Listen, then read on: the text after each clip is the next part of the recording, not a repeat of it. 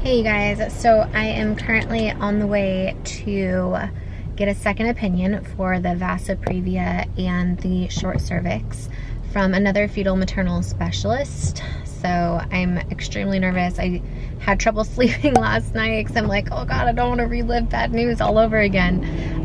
But I feel like at least this time I'm a little bit more prepared, but I'm also more nervous. Anyway, so that's what I'm about to do now, and I'm going to take you guys in with me, see what this other doctor says. And I feel like I really should have drinking some of my calm juice before this appointment because my heart is just like beating out of my chest. I'm like feeling dizzy, you know, just having anxiety, but everything's gonna be okay. We're just gonna breathe through this. We can get through this and we can do hard things. So let's go do this. Bird's eye view, looking straight down from above into the brain. Back of the brain looks good. Midline structure is normal. Sides of the brain looking good. Yeah, there's white stuff on the side of the brain. This white stuff is called the choroid plexus. This is the stuff that bathes the brain in amniotic in fluid that the baby's brain will make to cushion the brain and then cushion all the way down the baby's spine. Okay. It makes this fluid, and then it stores this fluid in these little areas here. These are what's called the lateral ventricles. The choroid plexus, which is this white stuff, makes the fluid. And like anything in our body that makes fluid, it's prone to forming little cysts from time to time. Okay. And there's this little choroid plexus, a little dark area over here, which is a little cyst over here on the right side of the baby's head. These little choroid plexus cysts are super, super common. Basically like the equivalent of a little pimple on your cheek. Okay. They're benign. They do not affect the baby's brain at all. Okay. And just like a little pimple on your cheek, these little choroid plexuses always go away. Okay, good. So you are not allowed to worry about them. We used to think that these little cysts had a significant association with genetic or chromosome issues, things like Down syndrome. We now know that they are very, very common. And when you have that fancy DNA Down syndrome blood test that's normal, and when everything else in the baby is looking normal, then the risk for a genetic or chromosome issue is incredibly small. Okay, good. Now, with that being said, it's always an option to do something crazy like that invasive test, that amniocentesis needle that goes in your tummy. Most women would not feel compelled to have you stick a needle in your tummy when everything else is looking good. Little baby's profile way down here. It's the gorgeous little baby. Hand right in front of the little face. Cute. Little baby's spine. Spine to the neck. Spine to the chest. All the way down your kiddo's little backbone. Did you do that second trimester AFP test for spina bifida? I didn't. I didn't even know about it. Okay. Well, there is a second trimester blood test that typically you get done between 15 and 20 weeks that screens for birth defects involving spina bifida. The reality is, though, the ultrasound is probably just as good. Okay. And on the ultrasound, your baby's spine looks gorgeous. Okay. Little baby tummy. Round baby tummy. Kidneys look good. Intestines nice and normal. Liver and spleen look good. Umbilical cord coming into the baby's belly button. Looks fantastic. Blood vessels in the cord, nice and normal. Look at the little baby feet. Oh my gosh, how cute is that? 5 little toes there. Okay. Oh, 5 little toes there. Little baby hands and fingers. 5 fingers there. Oh, 5 fingers there. Okay. 10 fingers, 10 toes. Now we're going to take a peek at your little baby's chest, and I'm going to stare at your little baby's heart for a moment. Okay. And the reason we spend a bit of time looking at the heart is just because of all the structures in the human body that can be a little bit irregular or associated with an underlying genetic or chromosome irregularity, especially in a patient who's undergone the IVF procedure. The heart is always the most susceptible organ in the body, just because the darn thing's always moving. Your baby's heart looks gorgeous. Oh, good. Velocity of blood flow across the right-sided heart valve. Across the left-sided heart valve. Direction of blood flow again.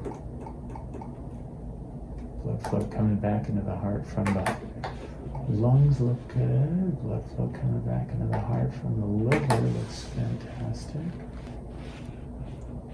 All right, placenta, all this puffy stuff on the top of the uterus, normal. Sorry for the pressure. I'm gonna try and get your kid's head out of the way.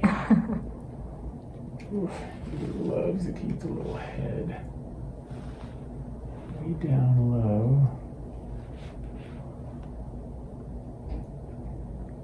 On top of your cervix. Silly little baby.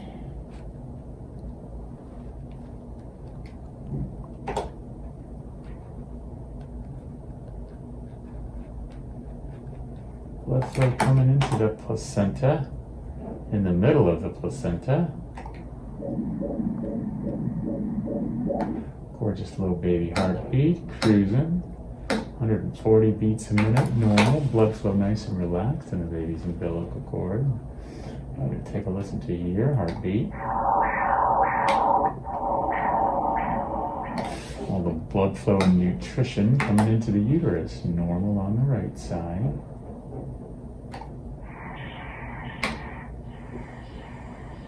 Nice and normal blood flow on the left side of the uterus.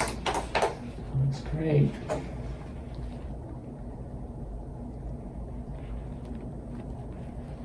Come on, baby. Just not going to move the little head.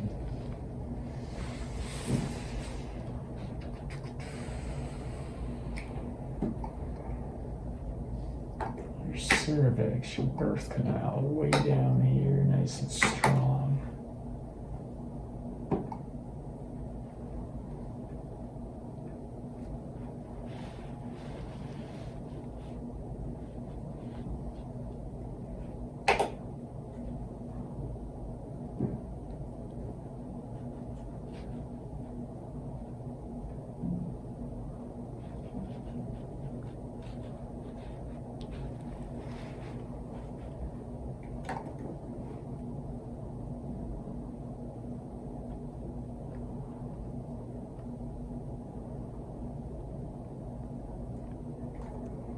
Is that normal? Just give me a second. I'm trying to map things out. Okay.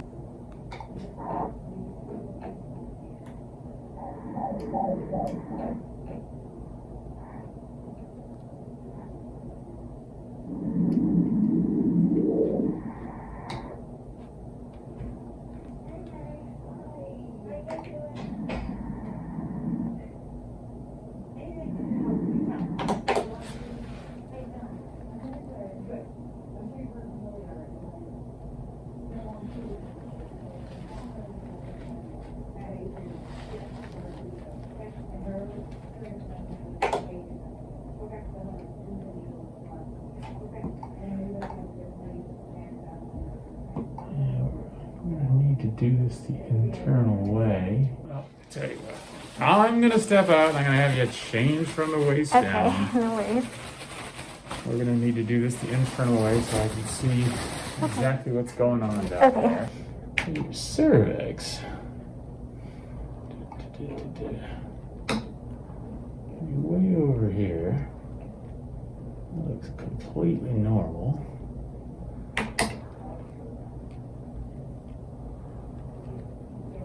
Like entirely normal. Really? Yeah. He said it was like 2.6, like short. Well, sometimes your cervix is a muscle, Mm-hmm. and sometimes it can shorten a little bit. Okay. But as long as it doesn't stay persistently shortened, and in light of the fact that you got a prior term delivery without any history of a preterm birth, I'm not really worried about this at all. Good, okay. He's still just hanging out down here.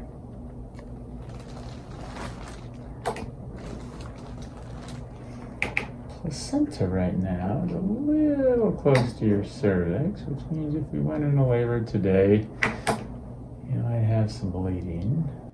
And you have this big, kind of like a venous sinus that is adjacent to the placenta that has some, just this fluid collection inside. See all this dark stuff? And that just kind of looks more like fluid versus venous old blood flow. Okay. That is kind of right next to your cervix. The question is this fetal blood, or is this just kind of blood from the uterus that has formed this little sinus?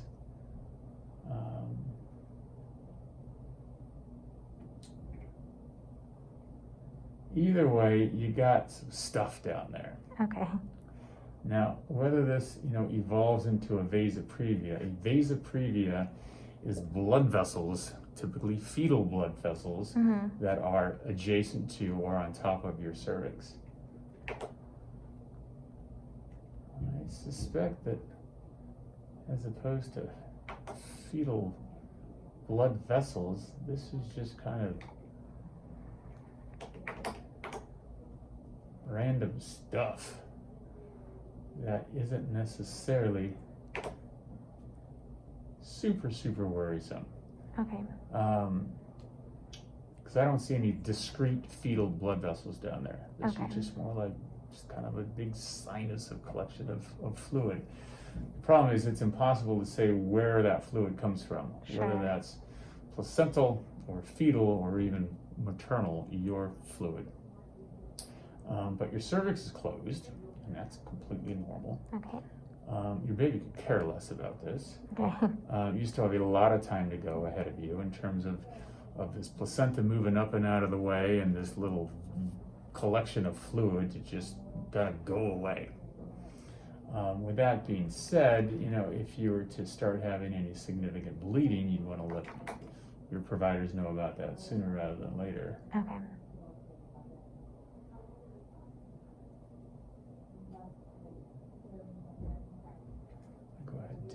Out, let you push yourself up.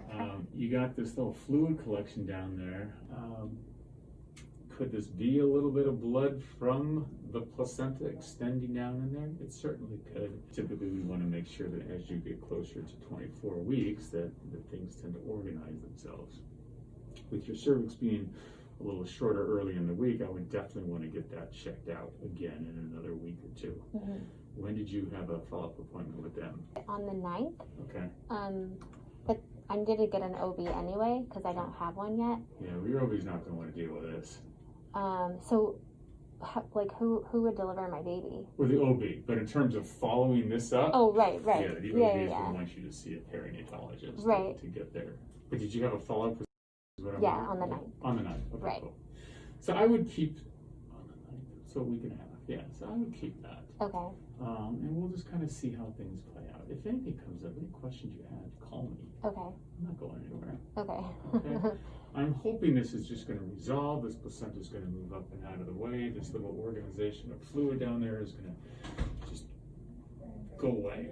But sometimes that fluid collection, if you get a little bit of bleeding from that edge of the placenta, it just creates more fluid down there. And if that placenta stays low, that does increase your risk for going into labor early. Okay.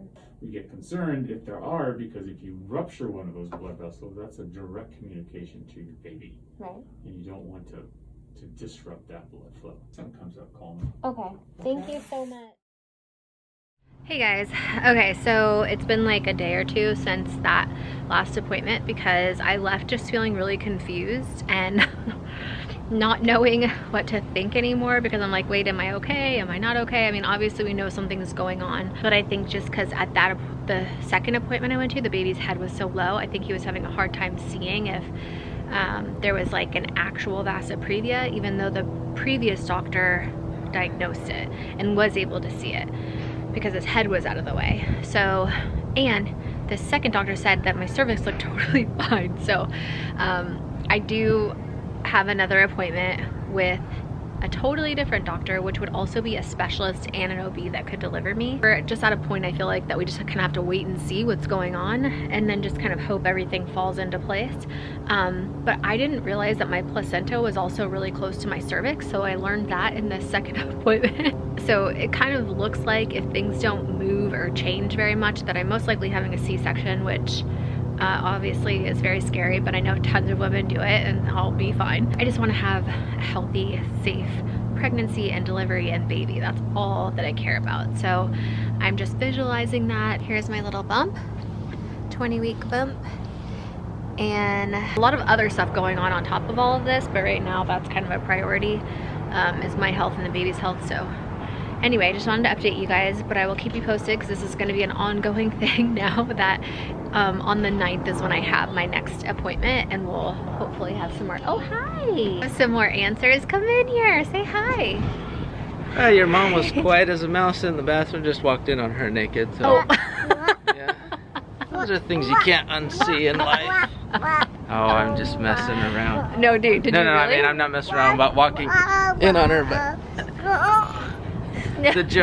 the joke is in the past when I was editing a video, she didn't have a top on and she was getting some air and she went like this and I was like, yeah, okay, yeah. Wait, did you just walk in on her naked just now? Yeah. That's all good. We're all family. Oh my god. Anyway. I just feel bad because like we always have the door shut because of snow. But hey, we can't go over here. We have to play over here real quick. It's really bright. Hey, go here, look. Go play over there. Snowy is so cute. Let me show you guys snow for a second. You need to hose this down. It's so dusty. Yeah, I know. We've been trying, or I always keep trying to put little like bows and like little rubber bands to put her hair in like a little ponytail, and she hates it. Very few times will she let me keep it in. I don't know how other people do it, like how their kids keep their hair ties in, because she is just not about that life. So we just kind of let her roam free like a little hippie with her hair. Huh? Can you say hi? Show mom your hand after that. Can you say hi, Bubby? Oh my god. You're so funny. Let me see. Let me see your hand. Oh, very dirty, huh? Thank you guys so much for watching. We are sending you all our love and all of our positive energy. We hope to see you in our next video. Mwah. Mwah. You know, we'll be here. Will you?